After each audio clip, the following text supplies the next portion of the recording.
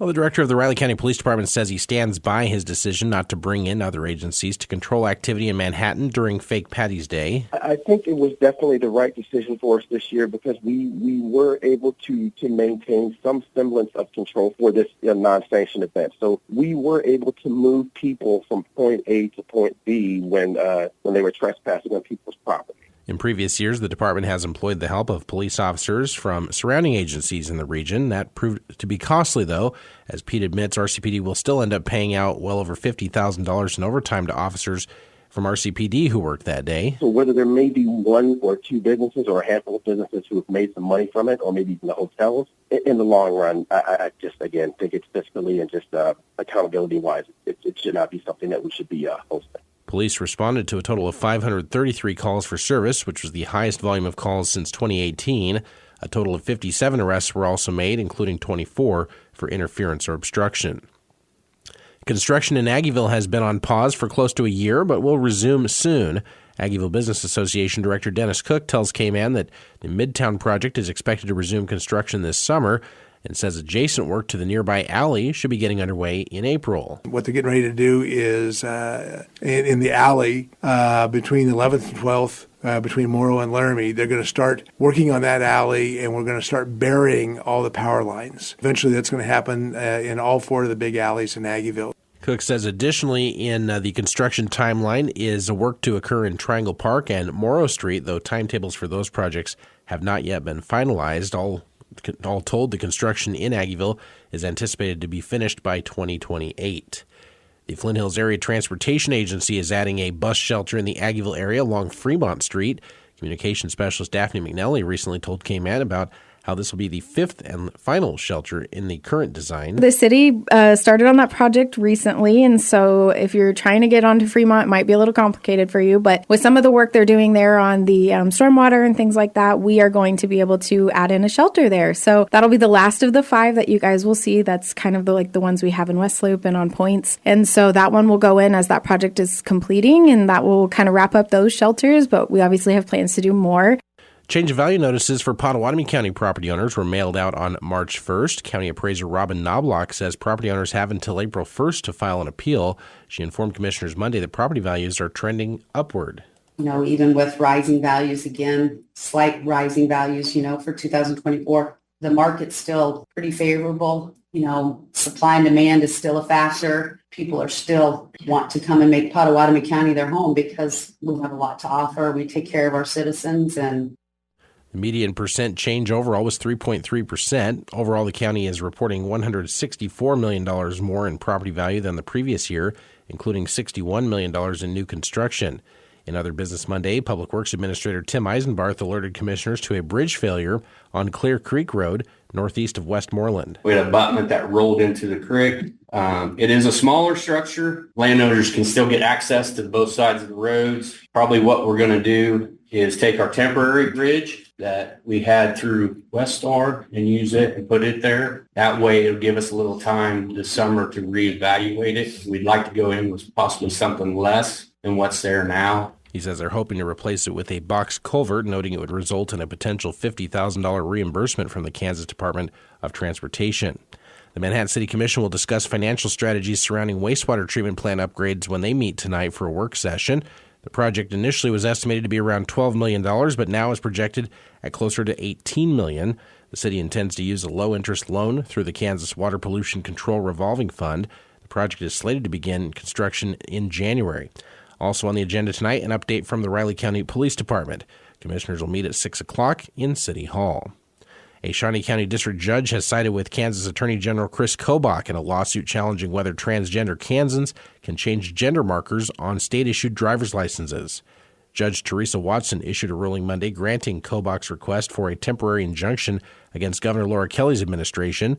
The court held that Kansas licenses are required to list the sex at birth and only the sex at birth.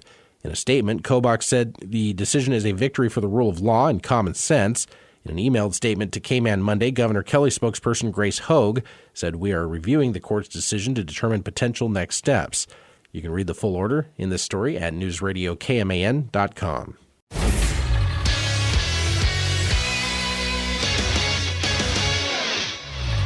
Good morning, I'm Troy Coverdale with your sports headlines as K-Man's Morning News continues. Madison Booker finished with 17 points. Shea Hawley hit the go-ahead tray with just over a minute remaining. And 6th-ranked Texas beat number 16 K-State 71-64 on Monday in the semifinals of the Big 12 tournament. Aoka finished with 25 points and 10 rebounds to lead the Wildcats, who rallied from 14 down in the second half to take a brief 57-55 lead behind a Briley Glenn tray. Lee was dominant down in the paint. The obvious is we were able to get her the ball, and she was dominant down there and delivered. But, Gabby Gregory did some good things as well in the early part of that to keep us kind of in and around, right? And then thought our kids fought hard. I thought it was a heck of a game. I thought players fought hard. With the loss, Jeff Mitty's squad now waits to see what the NCAA selection committee thinks about them as a potential top 16 seed and first and second round host. Committee's got, some interesting challenges, but, we were number 2 with Lee. Any coach will tell you that getting injured players back depends on the injury, what kind of injury, but certainly watching these games, you'd have to say that we're a top 16 team, and we're fortunate to have Lee 100% healthy now. Texas, meanwhile, advances to face Iowa State tonight in the championship game. Audie Crooks had 25 points. Addie Brown added 16 as the Cyclones romped to an 85-68 win over top seed and number 19 Oklahoma in the other semifinal. There were plenty of men's college basketball teams sitting on the NCAA tournament bubble Monday, reacting after Drake beat Indiana State for the Missouri Valley tournament title the day previous and not knowing whether that was a good thing. Among those on that bubble, K-State. They love being with each other, and they don't want this thing to end, so they're going to do everything they can. And it's not that the teams that lost didn't, but that's why those games through all the conference tournaments have been so great, and that's what makes the Big 12 so great. Every game is like a tournament game, and it doesn't matter who you are. You're playing like, it's your last game because it just means so much to you. Cats coach Jerome Tang's team to open play tomorrow night in the Big 12 affair in Kansas City against Texas, with questions on whether the squad has done enough to get into the NCAA field. Now, the Wildcats aren't alone in that. As most conferences get their tournaments underway today and tomorrow, the focus will be just as much on those teams trying to play their way into the field of 68 as those ranked in the top 25. Also going into the Big 12 tournament, Oklahoma on the bubble. They'll play TCU earlier in the day in a second-round tilt. 2 games open the Big 12 tournament this morning, with Oklahoma State and UCF getting things underway at 11:30. That's followed by West Virginia tangling with Cincinnati. Kansas will go into the tournament without both Kevin McCullough Jr. and Hunter Dickinson. Coach Bill Self admitting that Monday on his radio show. Both players are expected to be available for the NCAA tournament, though. KU taking a cautious approach by holding the banged-up Stars out this week.